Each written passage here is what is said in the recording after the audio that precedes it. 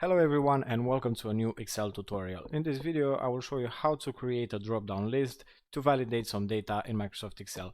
I will try to keep this video really short, so if you enjoy it or if you learn something new or if I help you in any way, then please give it a thumbs up and subscribe if you want to see more content like this. Now I have a hypothetical example right here with some employees, and I would like to have a validator for the city column just so that I'm not able to enter just any value in there. So to do that, I will have to create a drop-down list and add some data validation for this whole column in here. So the first thing that we have to do is to select the whole column, because we want to have a validator on the whole column. Since our rows over here can grow, perhaps we add more employees, and so we would like to have validation for the whole column. The next step is to go to the data tab, and from the data tools sections in here, click on data validation and select the first data validation option. And over here it will open this data validation wizard, and from the first for the first tab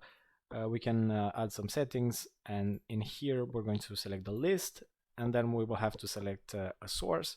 I will just pick a source from the city worksheet. I will select the whole column A and hit enter. And next we can also have some custom messages, some alerts in case we try to enter a value that's not from there, but we're not going to go in there. It's not really important for our purpose.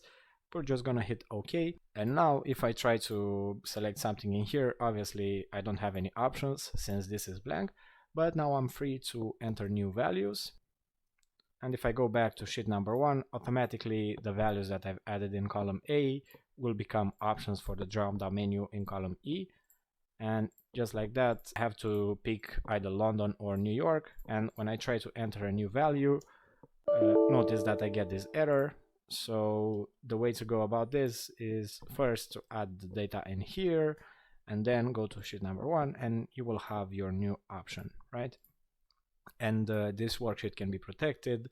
We can add passwords so this doesn't get modified by accident.